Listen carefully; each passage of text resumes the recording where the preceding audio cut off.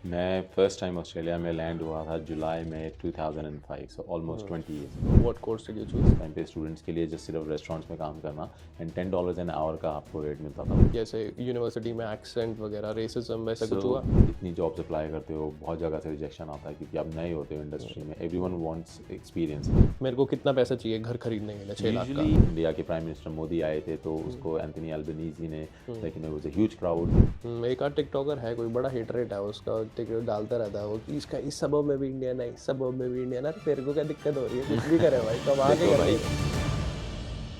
अब very good morning and welcome back to our podcast. अगर आप लोग नए चैनल पे नीचे वाला सब्सक्राइब बटन है, जाके आप लोग दबा सकते हो। आज की पॉडकास्ट में हमारे साथ हैं वानी एंड नोनू के मामा। हेलो मामा। hello, How are hello you? Tushar, How are very you? good, how are you? Really well.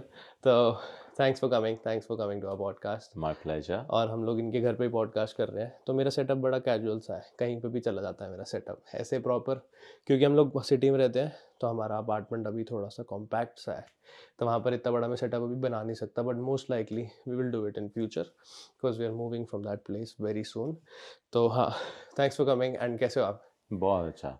आप बताओ कैसे हो? बस ऑल गुड। और हमेशा से ना हमारी फॉर्मल मीटिंग हुई है, तो ऐसे कभी हम लोग बैठे नहीं है ऐसे कैजुअली सर हम बैठे हैं कई बारी, जैसे पार्टीज़ वगैरह में भी, बट इतनी ज़्यादा बातचीत नहीं हुई है। तो आज बहुत कुछ जानेंगे हम आपके बारे में। आपने बहुत कुछ अचीव किया है एंड सारा कुछ हम आप लोगों को डीप में डिग इन करेंगे, आज बातें करेंगे। तो आप ऑस्ट्रेलिया आए कब थे? मैं फर्स्ट टाइम ऑस्ट्रेलिया में लैंड हुआ था जुलाई में 2005, सो ऑलमोस्ट हम्म 20 ईयर्स अगो। Almost 20 years. और किस लिए आए थे आप लोग? पढ़ाई के लिए आई आए थे केम क्या? एज अ स्टूडेंट, मैं 21 ईयर्स का था। I hmm did my graduation from Delhi university hmm और उसके बाद I just wanted to do a higher education, so straight away without wasting any time, so June में आई कंप्लीट माई ग्रेजुएशन। इन जुलाई 2005 मैं Melbourne में land हुआ।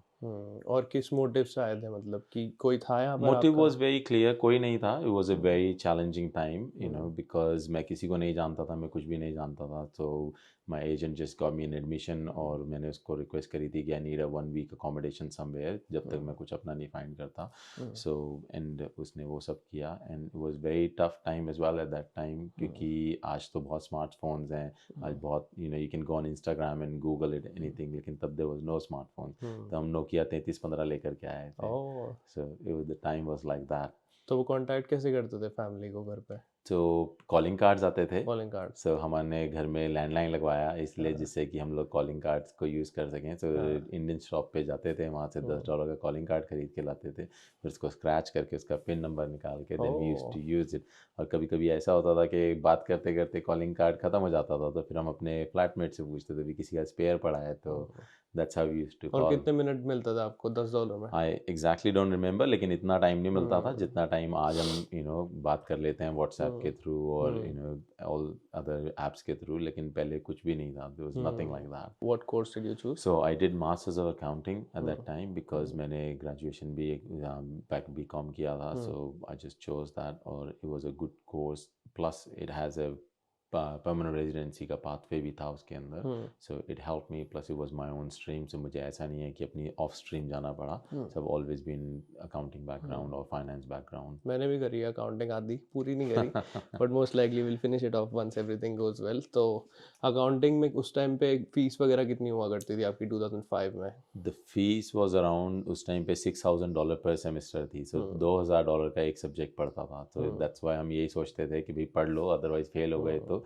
हर subject का $2,000 penalty लगेगी। और उस टाइम पे $2000 मतलब इंडिया का ₹1,00,000 हाँ अराउंड एक। जी, उस टाइम पे 35 रुपीज़ का 35। डॉलर होता हाँ था। हाँ, तो कितना हो गया? हाँ जी, तो बहुत फ़र्क आ गया है तब में। तो हम्म उस टाइम में लोग करोड़पति नहीं होते थे। आज तो हाँ मूवीज़ भी 100-100, 200, 300 करोड़ हाँ बनाती हैं। पहले मूवी हम्म 1 करोड़ ही बना लेती थी, तो that was a big hmm thing. Hmm so crore was a big amount hmm when I came when out of India. So आज की डेट में तो करोड़ इज़ नथिंग, लाइक नहीं हाँ एवरीवन इज़ करोड़पति। हाँ, नहीं that's true.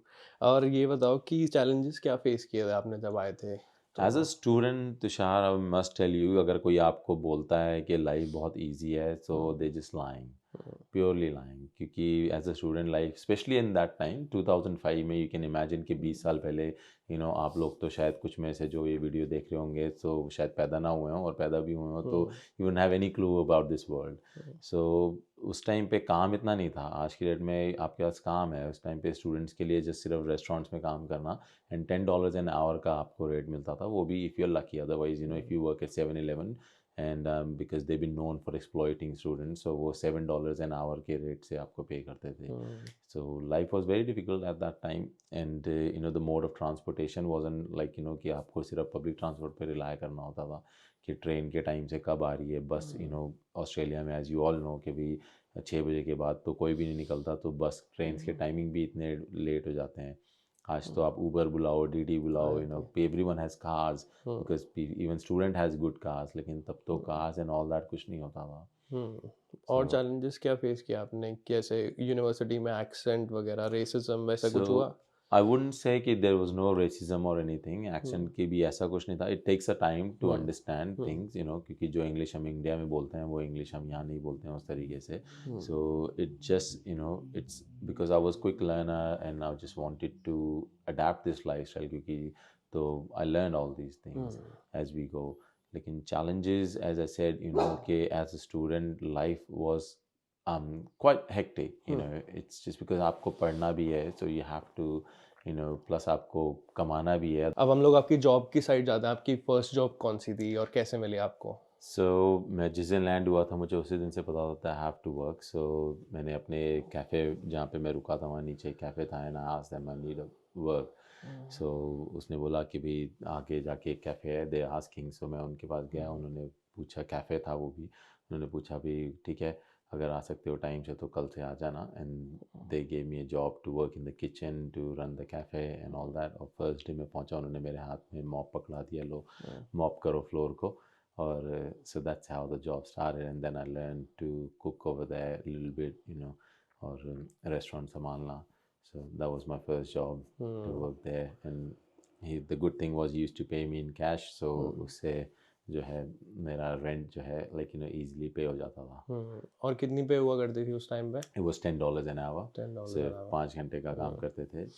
And it was on demand as well, कि 5 बजे से 10 बजे का काम होता था, रेस्टोरेंट क्वाइट होता था तो वो 2 घंटे 3 घंटे बाद भेज देता था. Here's your $30, go home. और अगर नहीं होता था तो कभी ज़्यादा भी रुकना होता था तो 11 बजे तक, तो देन एक्स्ट्रा $10 पे कर देता था. मतलब $50 में आपका एक दिन होता था तब? यस. और अभी लोग 300 कमा के 400 कमा के भी खुश नहीं होते दिन में. तब इतनी कम कमाई होती थी भाई. ऑनेस्टली टाइम बदल गया, हर जगह पे ऐसे ही हुआ है. इन्फ्लेशन हुई है तो महंगाई भी बढ़ रही है टाइम के साथ. उस टाइम पे खर्चे भी इतने नहीं होते तो. और नॉर्मल फ्लाइट की टिकट कितने की होती थी इंडिया से रिटर्न? उस टाइम पे नॉर्मल $1000 की टिकट थी. अभी भी उतनी है? अब 1400 है. हाँ तो बिकॉज उस टाइम पे फ्लाई करना मुश्किल हुआ करता था, तो दैट वाज $1000 उस टाइम के हिसाब से ज़्यादा थे. बट लेकिन आज की डेट में आपके कंपटीशन इतना है. एयर इंडिया की फ़्लाइट नहीं आती थी पहले. सिर्फ गिनी चुनी Malaysian airline was a quite popular one, जिससे लोग आते जाते थे. मैं भी मलेशियन एयरलाइन से ही आया था. और था एयरवेज, 2-3 ही एयरलाइंस ही जो जाती थी. सो दैट्स व्हाई उस टाइम के $1000 जो थे वो quite expensive eight that time. वही ना, अभी 1400 है, तब 1000 होती थी. तो कितना मतलब ज़्यादा इन्फ्लेशन नहीं हुआ क्योंकि कंपटीशन बढ़ गया फ्लाइट्स में.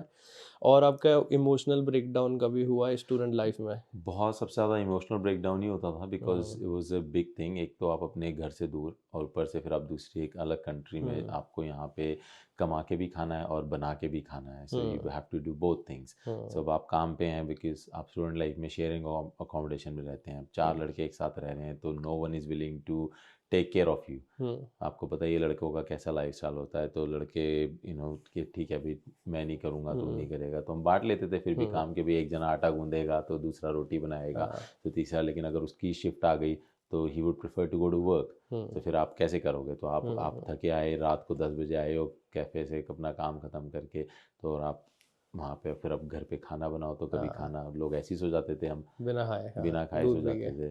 या दूध पी लिया. सबसे अच्छा कोल्स में $1 का दूध आता था, लोग बिग एम का बड़ा वाला लेते थे, चॉकलेट स्ट्रॉबेरी फ्लेवर का. और साथ में $1-2 की गार्लिक ब्रेड आती थी, होम ब्रांड की. I think so home brand, पता नहीं अब आता है कि नहीं आता मूवीज़ में. तो that was the most of the time that was our lunch as well at the university too. तो खाने के भी इतने ऑप्शंस नहीं थे. और घर पे कम बनाते थे? घर पे कम बनता था बिकॉज आप सारा दिन तो बाहर हैं काम के लिए, या तो आप यूनिवर्सिटी में हैं या फिर आप काम के लिए हैं. और काम ऑन डिमांड होता था, कोई लगी हम्म हुई जॉब तो थी नहीं। सो अगर किसी का फ़ोन आ गया कि हाँ भाई आज कैफ़े में ज़रूरत है, आओगे, हम्म तो चले जाते थे, because hmm you want some work. Hmm, और आपकी यूनिवर्सिटी है तो आप अटेंडेंस भी वो भी अटेंड करनी है, हाँ। आप अटेंडेंस नहीं मिस कर सकते, अदरवाइज़ वो आपकी रिपोर्ट हो जाते थे आप उसके लिए। And what was the turning point कि जैसे डिग्री खत्म हुई या फिर फर्स्ट जॉब मिली जो प्रॉपर जॉब थी? It was a PR, getting a PR was a turning point. So hmm, once I finished my studies, so उसके बाद straight away I got the PR within कैसे couple of मतलब? months.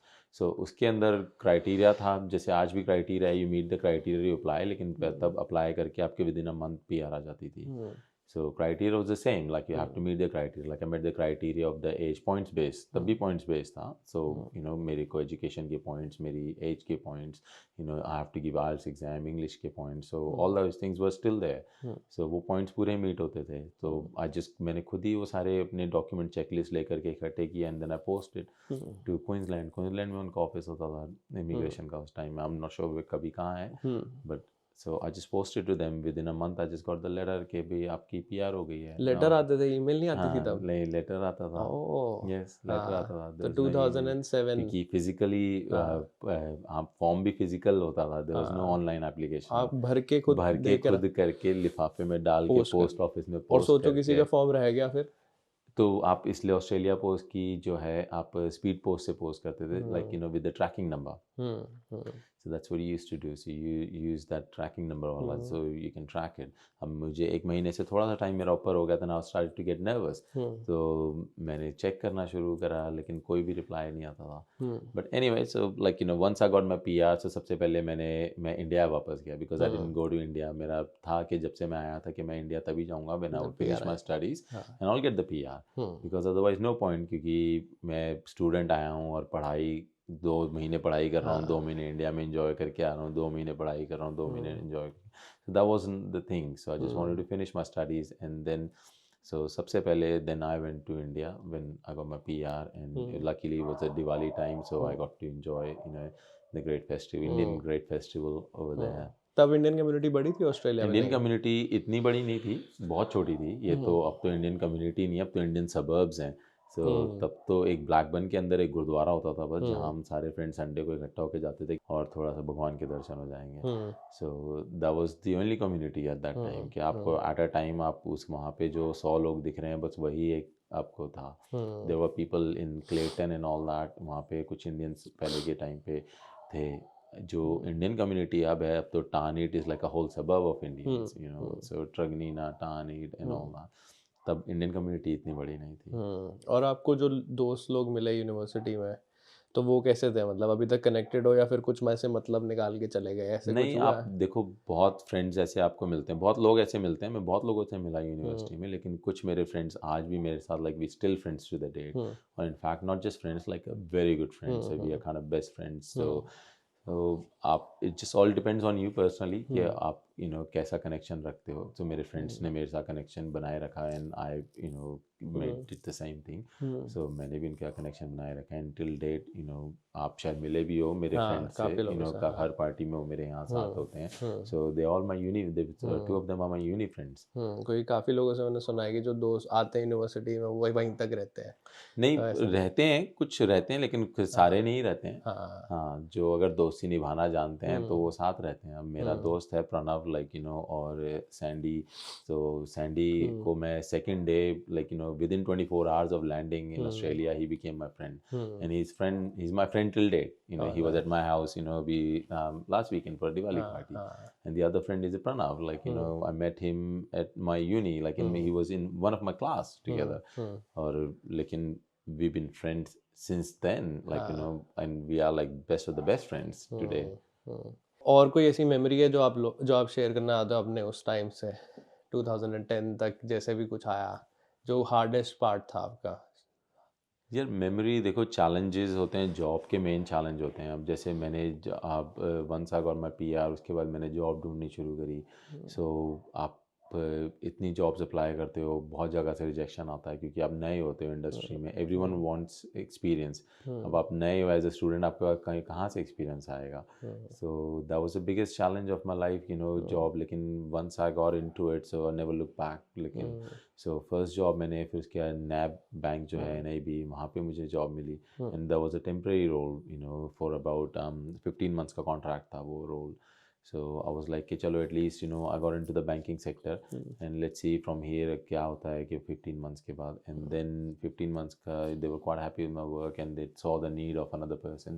So मेरे manager ने he created a post for me in the team, and so I worked there for good 7 years, and that gave me a good exposure as well. तो अभी आप mortgage broking में हो काफ़ी time से, तो वो एक्सपीरियंस उसके अंदर आप एंटर कैसे हुए एंड फाइनेंस सेक्टर में आपका कैसे इंटरेस्ट है? So मैं मेरा बैकग्राउंड हमेशा फाइनेंस का रहा है, because I work with NAB, then I work with ANZ, then now currently I got job at एक फाइनेंस कंपनी में। सो सुपरएनुएशन रिलेटेड हमेशा it's always been like that. So but I just wanted to do some change क्योंकि कि what else I can do. So that's why I picked this mortgage broking business, and I started my own business called VIP Mortgage Brokers. So because of the knowledge of finance and the banking industry, so this is why I chose this field. So it's not, and plus I believe कि जिन लोगों को पता नहीं होता है उनके लिए थोड़ा मुश्किल भी होता है, तो अब मुझे पता है तो I can help people in there, because people Australia, it's the biggest, one of the biggest dream of Australians is to own your own home. ये ऑस्ट्रेलिया में आने वाले सबका एक सबसे बड़ा ड्रीम यही है कि हम अपना घर खरीदें, एंड आई फील गुड कि हम उसको हेल्प करते हैं लोगों की टू अचीव दैट ड्रीम। तो आप उसमें करते क्या मॉर्गेज ब्रोकिंग, मतलब लोग आपके पास क्यों आते हैं and what's the reason for them and how do you help them? So mortgage broking का पीपल हैव अ मिसकंसेप्शन ही कि आप mortgage broking, that's actually very good question, क्योंकि लोग बहुत पूछते हैं, सोचते हैं कि हम क्यों जाएं मॉर्गेज ब्रोकर के पास। और मैं सबसे बड़ा उनको आंसर ये देता हूँ कि मॉर्गेज ब्रोकिंग सर्विस ही एक ऐसी है ऑस्ट्रेलिया के अंदर जो आपको बिना किसी फीस के आपको सर्विस देती है। एज अ मॉर्गेज ब्रोकर हम कुछ क्लाइंट से चार्ज नहीं करते हैं, we get paid by the bank, और हम we are bound to give our client the best product which is suited to their needs. तो ये नहीं है कि हम कोई भी प्रोडक्ट उनको उठाया और उनको हमने दे दिया, ऐसा नहीं है। वी आर रेगुलेटेड बाय कि हमें जो उनको प्रोडक्ट सूट करता है उनकी नीड्स से, हम उनको वही ऑफर कर सकते हैं। And the third thing is कि हम we take the hassle of your life. लोग ऑलरेडी इतने स्ट्रेस होते हैं जब वो घर खरीद रहे होते हैं कि ये वाला घर खरीदें या वो वाला घर खरीदें, आपको कोई ये वाला घर पसंद है, आपके पार्टनर को दूसरा कोई घर पसंद है। तो जब आप मॉर्गेज ब्रोकिंग के पास जाते हो तो हम आपकी असेसमेंट करते हैं बेस्ड ऑन द नंबर्स, सारे नंबर्स हम रन करते हैं, और उसके अकॉर्डिंगली हम आपको बताते हैं कि आप इतने का घर जो है ये ले सकते हो, इतना लोन आपका अप्रूव हो सकता है। तो आपको एक क्लैरिटी, एक रोड मैप मिल जाता है, बिकॉज और उसके बाद हम अब जब बैंक के पास जाते हैं तो देयर इज़ अ श्योरिटी होती है कि आपका लोन अप्रूव हो जाएगा, बिकॉज हमने ऑलरेडी नंबर्स कर लिए होते हैं और हम आपका केस उसी तरीके से बैंक को प्रेजेंट करते हैं। और third thing is the biggest benefit is कि आपको you do not have to deal with the bank. आप ऑलरेडी अपनी लाइफ में इतना कुछ डील कर रहे हो, you have work, you have family, so आपको बैंक से डील नहीं करना है। We complete all the paperwork for you, we submit all the paperwork, we liaise with the bank until the date your loan get approved, और even after कुछ भी चीज़ रह जाती है तो। और प्रोसेस क्या होता है, जैसे किसी को मान लो 6 लाख का घर खरीदना है, मेरे को खरीदना, मान लो मेरे को कितना पैसा चाहिए घर खरीदने के लिए 6 लाख का? यूजुअली घर खरीदने के लिए आपको 20% डिपॉजिट बोलते हैं कि होना चाहिए, so that you don't have to pay LMI which is lenders mortgage insurance, जो कि एक बैंक की सिक्योरिटी के लिए होता है, और आपको उसके लिए $20,000 to $30,000 यू हैव टू पे। वो आपको उसका कोई बेनिफिट नहीं, वो बैंक को सिक्योर करने के लिए होता है, विच इज़। तो गवर्नमेंट ने देखा कि भी लोग खरीद नहीं पा रहे हैं घर, तो उन्होंने एक स्कीम निकाली है फर्स्ट होम बायर्स के लिए, जिसके अंदर आप सिर्फ 5% डिपॉजिट देना है आपको। सो अगर आप 6 लाख का घर खरीदना चाहते हैं तो आपको 30,000 deposit, which is easy to save these days, आप 30,000 डिपॉजिट दें और आपको जो है 6 लाख का आप घर खरीद सकते हैं। आप बाकी 95% बैंक से बोरो कर सकते हैं, ना आपको LMI देनी है which is again A saving of 20,000 to 30,000, और ना ही आपको स्टैम्प ड्यूटी देनी है as a first home buyer. अगर आप 6 लाख तक का घर खरीदते हैं तो आपको कोई स्टैम्प ड्यूटी नहीं देनी, जो कि अगेन $20,000 to $30,000 की सेविंग है। सो दिस आई बिलीव कि this is the one of the best scheme that government can come up with, कि जिससे कि ज़्यादा से ज़्यादा लोग अपना घर खरीद सकें। बट ऐसे होता है ना, हम एक घर वाले टॉपिक में और डीप डाइव इन करेंगे, बट ऑस्ट्रेलियन कल्चर में ऐसे होता है ना कि जितना हमने देखा भी है कि लोग पे चेक टू पे चेक बहुत जीते हैं, कि मान लो ट्यूसडे को सैलरी आई, नेक्स्ट ट्यूसडे से पहले वो ख़त्म होती है। ऐसी लाइफस्टाइल बहुत ऑस्ट्रेलिया में कॉमन है कि बहुत सारे ऑजीज ये भी वो करते हैं फील कि रेंट पे ही they live in in a rental property for long time, and then they decide कि हाँ बहुत महंगा है, बहुत महंगा है। और एक चीज़ और मैं इसके अंदर ऐड करूँगा कि बहुत कंट्रोवर्शियल सा है, बट हमने टिकटॉक पे बहुत देखा है कि लोग बोल रहे हैं कि इमिग्रेंट्स की वजह से घर महंगे हो रहे हैं। तो what's your take on that? नहीं, my take on that is actually true. Hmm immigrants की वजह से घर इसलिए महंगे हो रहे हैं क्योंकि ऑस्ट्रेलिया की पॉपुलेशन इतनी नहीं थी। हम्म तो अब ऑस्ट्रेलिया की पॉपुलेशन इतनी हो गई है जितनी 2050 में होनी चाहिए थी हम्म ऑलरेडी। और that's just correlate with the supply and demand. हाँ अब इतने लोग आए हैं इंडिया से, आप इंडिया से इस टाइम पे like the first settlers in male Australia were Italians हाँ and Greeks, then Chinese, hmm then now Indians. Hmm अब और किसी कंट्री से कोई नहीं आ रहा, सिर्फ इंडिया से ही आ रहे हैं। हम्म एंड इमिग्रेंट्स इन कम्बाइंड तो इतने हैं, तो उनको घर चाहिए रहने के लिए, because they make families, because all the young immigrants come. Hmm so जब यंग इमिग्रेंट्स आते हैं वो फैमिली बनाते हैं, उनकी बीवी होती है, बच्चे होते हैं, वो पेरेंट्स होते हैं, तो उनको उनको घर चाहिए होता है। So people are willing to pay for that. तो ये सारा इंजाम इंडियन पे क्यों आ रहा है? मान लो कोई पाकिस्तानी भी है, कोई श्रीलंकन भी है, नहीं, सेंड देम बैक। कितनी ज़्यादा हमने स्टोरी सुनी है, ये सिर्फ हम नहीं बोल रहे हैं, टिकटॉक पे बहुत ज़्यादा वायरल है। एक रील बनाऊंगा प्रॉपर, आप देखना उसके अंदर कितना हेटरेट है लोगों के अंदर कमेंट सेक्शन में कि इमिग्रेंट्स है, सेंड देम बैक। अभी भी फेस पे सब ठीक है, बट वैसे अंदर ग्रजेस हैं इन लोगों के अंदर, तो उस पर देखो आई कैन अंडरस्टैंड, ये सभी ऐसे नहीं होते हैं, लेकिन हाँ अब उनके अंदर ये है तो वी कांट डू एनीथिंग। क्योंकि हम अगर कुछ यहाँ पे, अगर आप घर खरीद रहे हो तो आप अपनी मेहनत के पैसे से खरीद रहे हो, एग्जैक्टली कोई आपको गवर्नमेंट नहीं दे रही है कुछ भी हाँ फ्री में हाथ में। हम्म सो लेकिन उनकी ऐसी सोच है तो दैट्स ऑन देम, हम्म क्योंकि you are earning, you are living honestly. आप अपने पैसे जोड़ रहे हो, आप अपनी सेविंग से अपने you are coming up with the deposit. ये तो है नहीं कि गवर्नमेंट 100% पे आपको घर देती है। आप अपने बिल्स पे कर रहे हो, आप अपना टैक्स पे कर रहे हो, कोई यहाँ पे इलीगल काम नहीं करता है। Everybody is working on a TFN।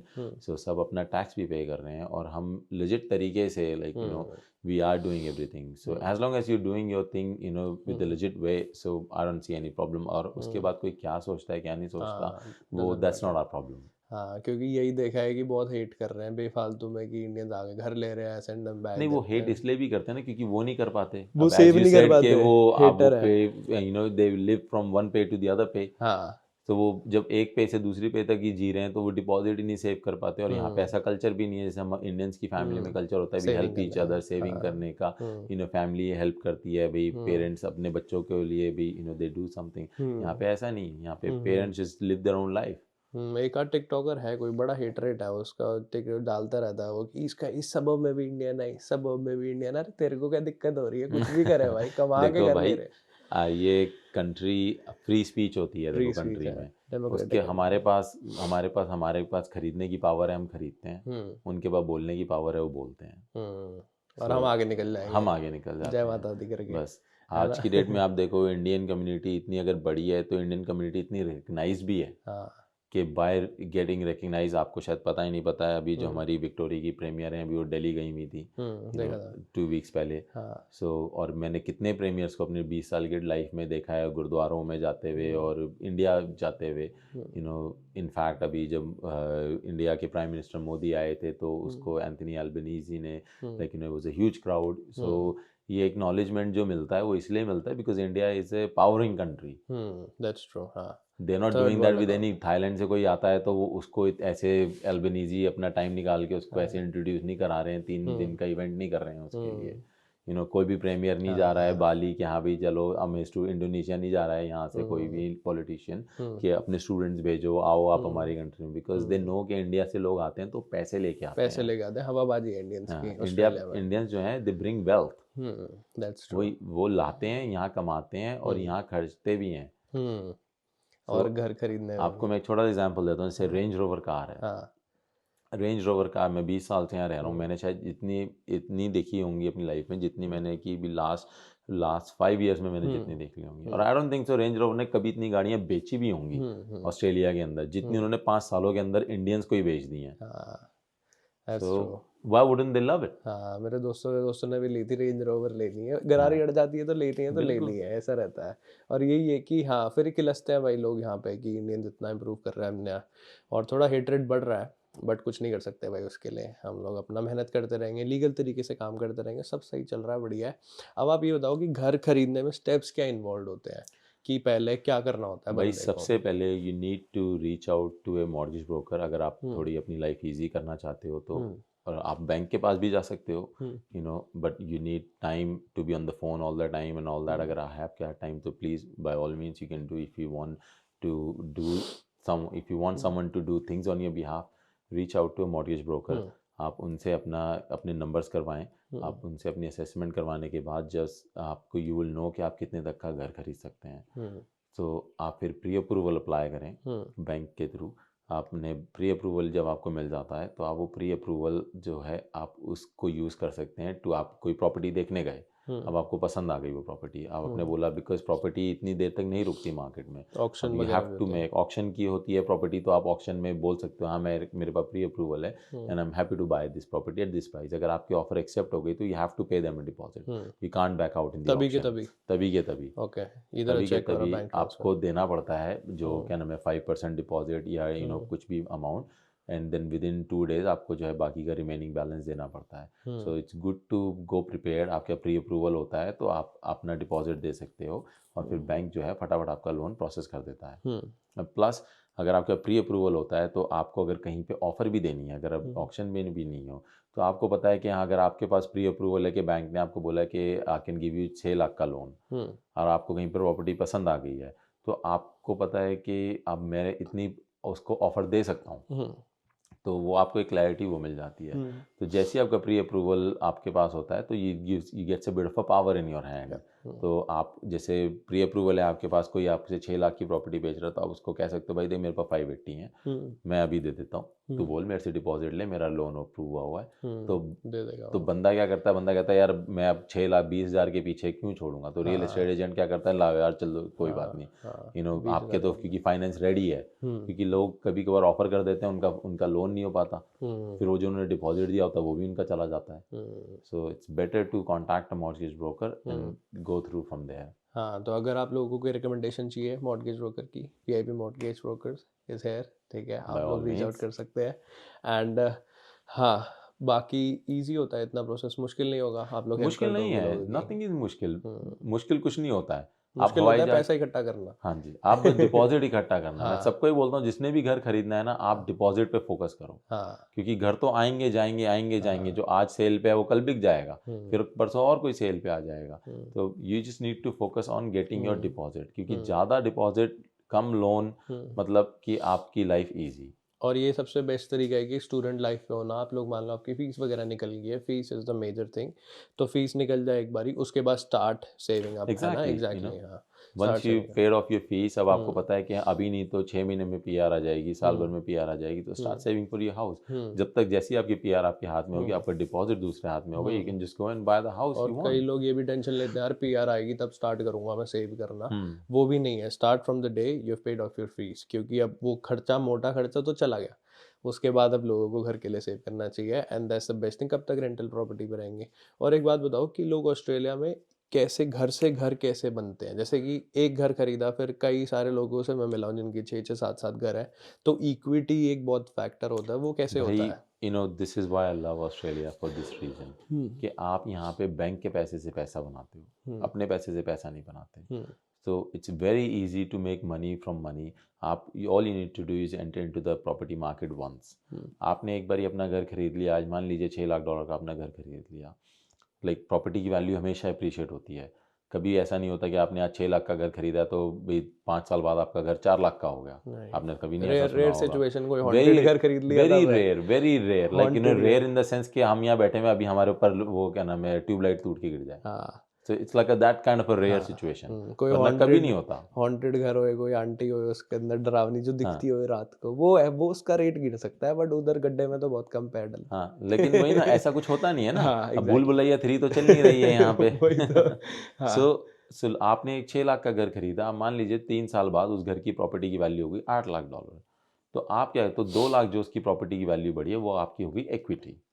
तो हम बैंक के पास जाते हैं, हम कहते हैं, हे बैंक, हमने जो है हमारे घर की वैल्यू अगर आप आज कराओ तो $8 लाख की है, लेकिन जब हमने खरीदा तब 6 लाख की थी, तो आप हमारा लोन जो है भाई थोड़ा सा बढ़ा दो और हमें वो $2 लाख दे दो।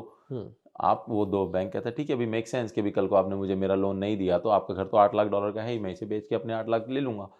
तो वो 2 लाख आपको कैश दे देगा तो या 2 बैंक लाख में? बैंक आपको कैश दे देता है हाँ, अकाउंट में। ऐसे ही आप 5 साल बाद चले गए कि पैसे तो दो। हाँ, जब भी आपको लगता है कि आपकी प्रॉपर्टी की वैल्यू है, but instead of wasting that, उस 2 लाख को आप 2 लाख को लाओ जुए में उड़ा दो, तो you know people use that to buy another property. अब आप एक और प्रॉपर्टी लेने गए 6 लाख की या 7 लाख की, अब आपको उसके लिए 20% डिपॉजिट चाहिए, तो आपका वो डिपॉजिट जो है वो उसमें से आ जाता है, प्लस स्टैम्प ड्यूटी देनी होती है, तो वो जो खर्चा है आपको प्रॉपर्टी खरीदने का, आपका उससे आ जाता है। आपने अपनी पॉकेट में, you didn't put a hand in your pocket, और आपने एक दूसरा घर बना लिया, और उसका लोन भी मिल जाएगा आराम से। उसका लोन मिल जाता है, क्योंकि वो आपकी एक रेंटल प्रॉपर्टी होती है। सो अब आपकी जो इनकम है, अब आपकी 5 साल में, आप मानो 3 साल में आपकी इनकम भी थोड़ी ऊपर बढ़ी होगी भाई, तो आपको बैंक वो देखता है कि भी आपकी इनकम भी बढ़ गई है, प्लस अब आप एक घर रेंटल प्रॉपर्टी का ले रहे हो, तो उसकी रेंट जो है वो भी आपकी इनकम हो गई है, जो वहाँ से रेंट आएगा, तो उसके बेसिस पे बैंक आपको लोन दे देता है। और लोगों की 2 प्रॉपर्टी होगी, और वो रेंट से उसका वो निकल जाएगा, मॉर्गेज। रेंट से मेजॉरिटी ऑफ द मॉर्गेज निकल जाता है, और जो कुछ थोड़ा बहुत रह जाता है वो हम अपने पॉकेट से डाल देते हैं, क्योंकि आपके लिए अगर आपकी नेगेटिव गियर प्रॉपर्टी होती है तो आपको टैक्स बेनिफिट्स भी मिलते हैं। अगर आप अपनी जेब से जो डाल रहे हो वो टैक्स टाइम पे you get it all back. तो हाँ, ऐसे करके लोग अपने मल्टीपल घर बना लेते हैं। तो मान लो कि 10 साल के अंदर कोई कितने घर बना सकता है, कितने भी? There is no limit, there is no limit, sky is the limit. हाँ, अगर आप अच्छे सेवर हो, आप अपना पैसे थोड़े सेव भी कर रहे हो, और आप एक अच्छी प्रॉपर्टी में इन्वेस्ट कर रहे हो, तो आप देयर इज नो लिमिट, आप जितने मर्जी घर बना सकते हो। लोग एयरबीएनबीज लेके वो रिटायर हो जाते हैं जल्दी। लोग एयरबीएनबी लेके रिटायर हो जाते हैं। नहीं तो आप ये देखो कि रेंटल प्रॉपर्टी या इन्वेस्टमेंट प्रॉपर्टी लेने की द ब्यूटी इज दैट कि someone else is paying your mortgage. अब मान लीजिए कि आपने अगर किसी को 10 साल तक के टेनेंट रखा किसी को, तो उन्होंने 10 साल तक आपकी मॉर्गेज पे करी, और उसके बाद 10 साल में ऑस्ट्रेलिया का रूल है property gets in double in price.